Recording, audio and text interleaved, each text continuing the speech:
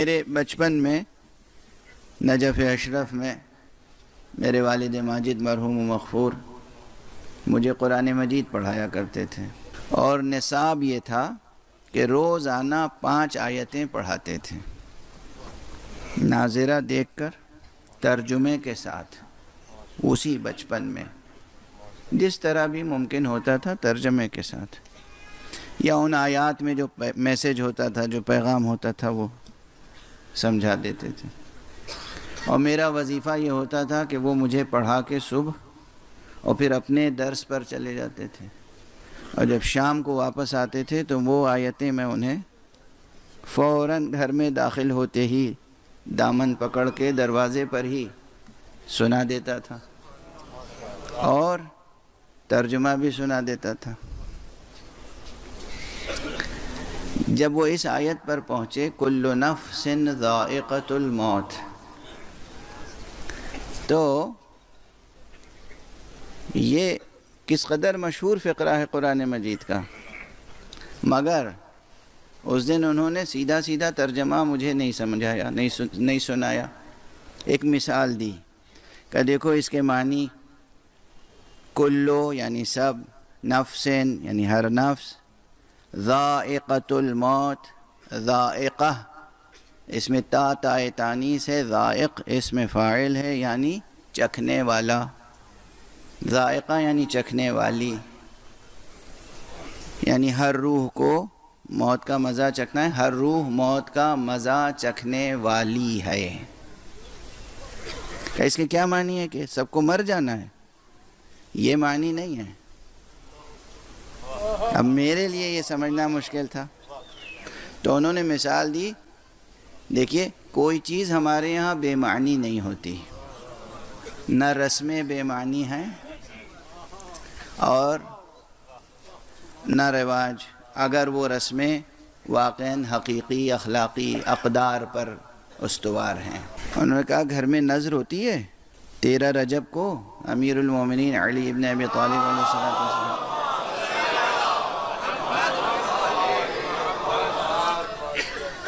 22 رجب کو حضرت امام جعفر صادق علیہ السلام،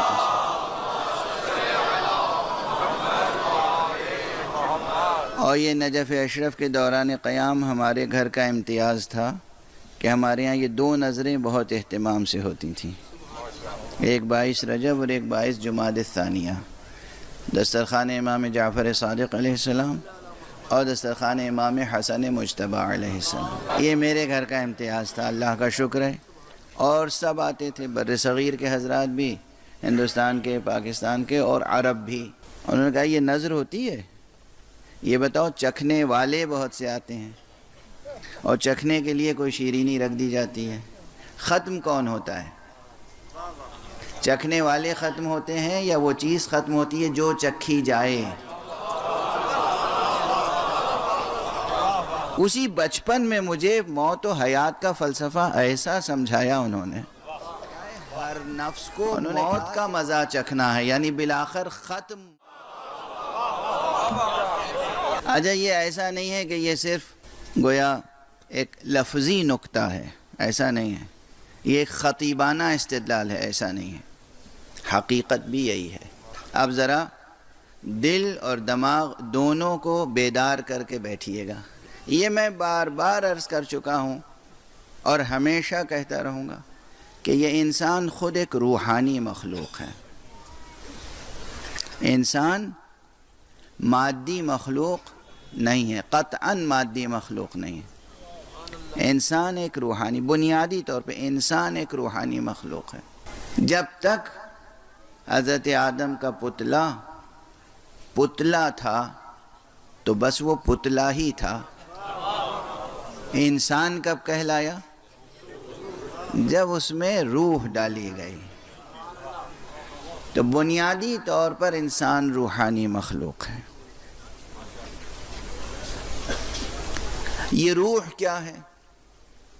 خدا کی قسم ساری دنیا کی فصاحتیں اور بلاغتیں نثار ہو جائیں فصاحت و بلاغت قرآنی پر۔ قرآن معجزہ ہے، اور وہ بھی قرآن معجزہ ختم نبوت ہے۔ توجہ رہے، افسوس ہے مسلمانوں پر کہ وہ آج بھی قرآن کے صحیح قدردان نہیں ہیں۔ قرآن معجزہ ختم نبوت ہے، اور یہ سمجھ لیجئے کہ جس طریقے سے تمام انبیاء کے مراتب اپنی جگہ محترم اور معظم مکرم، مگر ان سب پر فضیلت حاصل ہے مرتبہ ختم نبوت کو، اسی طریقے سے سب کے معجزے اپنی اپنی جگہ پر اہم ہیں، مگر ان تمام معجزوں پر فضیلت ہے معجزہ ختم نبوت کو۔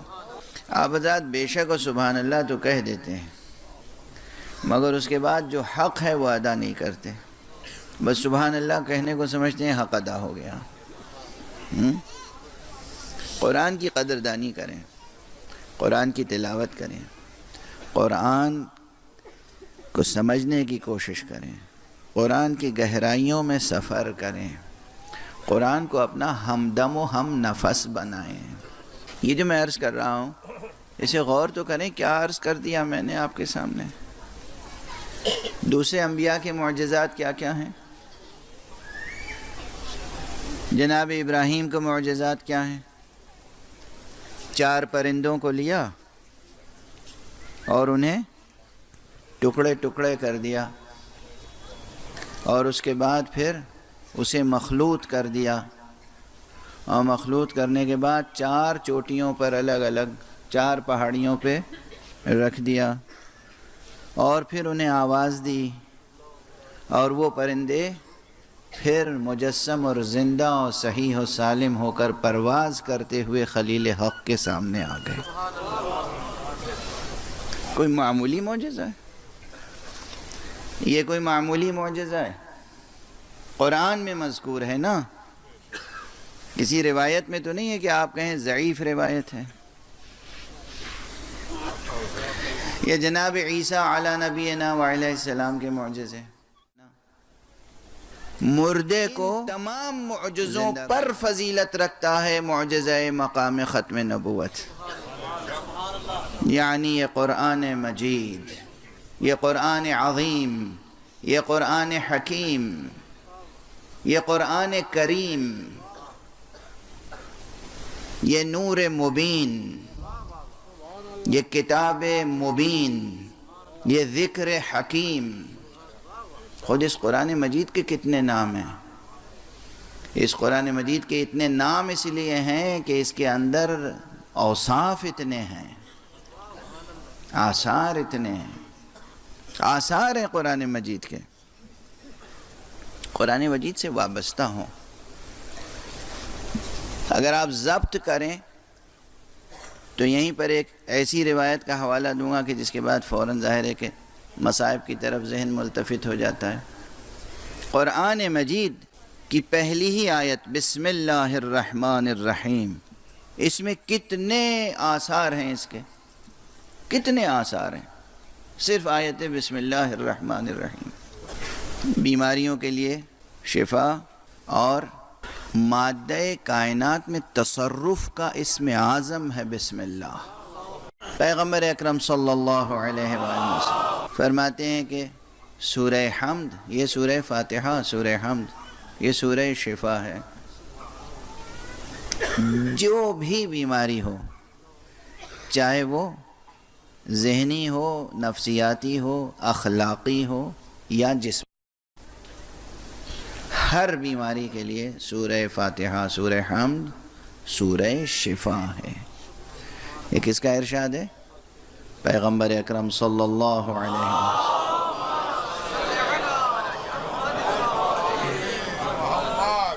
بہت سے حضرات روزانہ مجھ سے پوچھتے ہیں یہ بیماری ہے کوئی دعا بتا دیجئے، یہ بیماری ہے کوئی دعا بتا دیجئے۔ آج میں ممبر سے عرض کر رہا ہوں، اب کم سے کم بیماریوں کے لیے کوئی سوال کرنے نہ آئے۔ اگر بھروسہ ہے،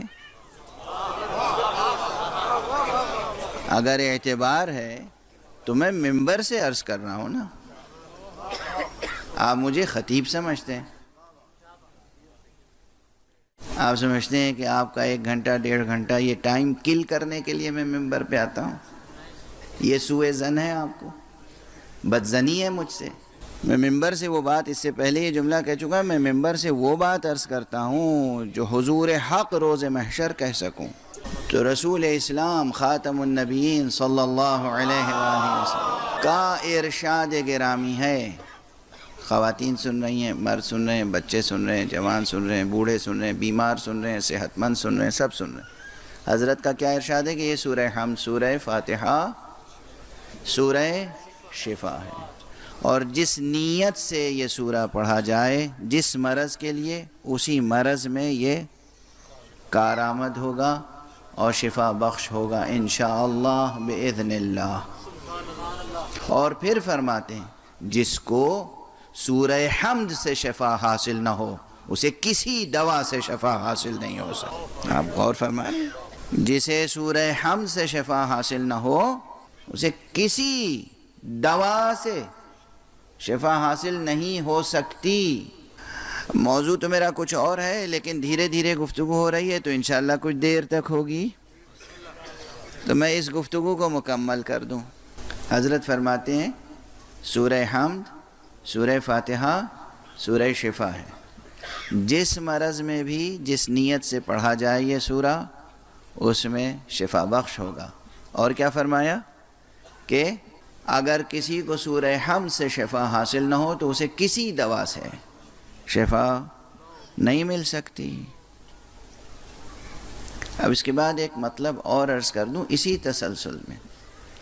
حضرت صلی اللہ علیہ وآلہ وسلم سے یا آپ کے اہل بیت سے ہونے والے ائمہ اطہار سے بہت سی روایتیں اور بھی مروی ہوئی ہیں جو طبی، کسی شخص نے کسی بیماری کا ذکر کیا، حضرت نے کوئی دوا بتا دی، یا معصوم نے کوئی دوا بتا دی، کوئی علاج بتا دیا۔ ایسی تمام روایتیں بہت سے علماء اور دانشمندوں نے جمع کی ہیں اور بڑے اہتمام سے جمع کی ہیں۔ طب النبی یعنی نبی صلی اللہ علیہ وسلم کی طب، یا طب الائمہ، اماموں کے طب، اس عنوان سے کتابیں ایک سے زیادہ ہیں، متعدد کتابیں، بلکہ سینکڑوں کتابیں ہیں۔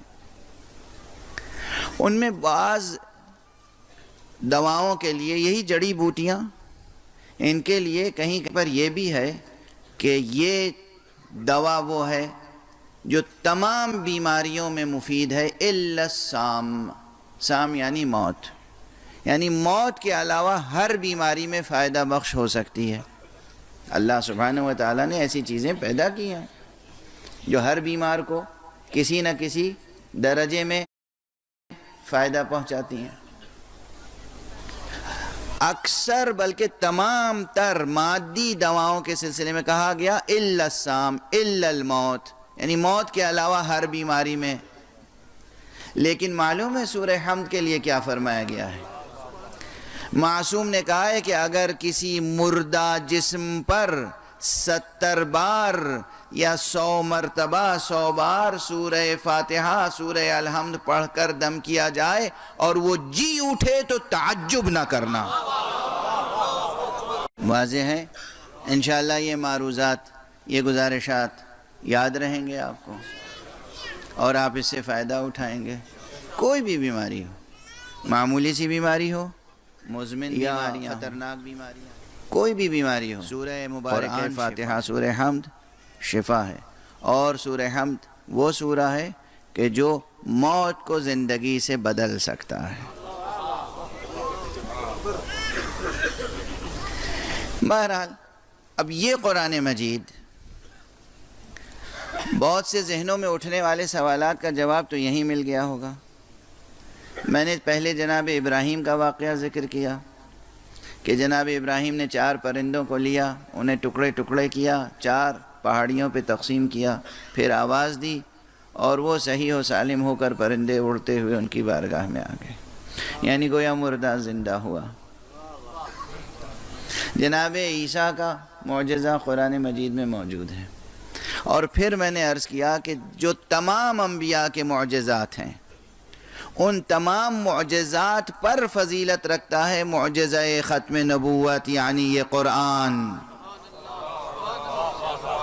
توجہ ہے؟ اور جب قرآن فضیلت رکھتا ہے ان تمام معجزوں پر، تو اس کے معنی یہ ہے کہ اس قرآن ہی میں بعض وہ کلمات ہوں گے، بعض وہ اسماء ہوں گے، بعض وہ اسرار ہوں گے، بعض وہ سورے ہوں گے، بعض وہ آیتیں ہوں گی جو بیماروں کو شفا بخشتی ہوں گی، نابینا کو بینا کرتی ہوں گی، مردوں کو جلاتی ہوں گی۔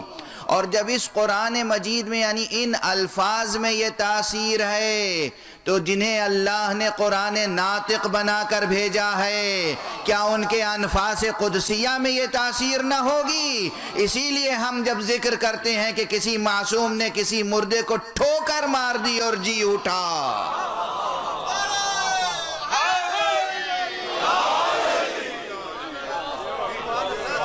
تو یہ کوئی مقام حیرت نہیں ہے، یہ کوئی تعجب کی بات نہیں ہے، یہ کوئی مبالغہ نہیں ہے، یہ کوئی شاعری نہیں ہے، یہ کوئی خطیبانہ مبالغہ بھی نہیں ہے، یہ سچائی ہے، حقیقت ہے۔ معصوم کے انفاس قدسیہ میں یہ تاثیر ہوتی ہے۔ عیسیٰ اگر اپنے لبوں سے کچھ کہہ دیں تو مردہ جی اٹھے، مصطفیٰ اگر کہہ دیں، عیسیٰ اگر اپنے لبوں سے کچھ کہہ دیں اور کوئی جی اٹھے، تو وہ ہستی جسے خود مصطفیٰ کہیں کہ اے علی تیری مثال میری امت میں عیسیٰ جیسی ہے،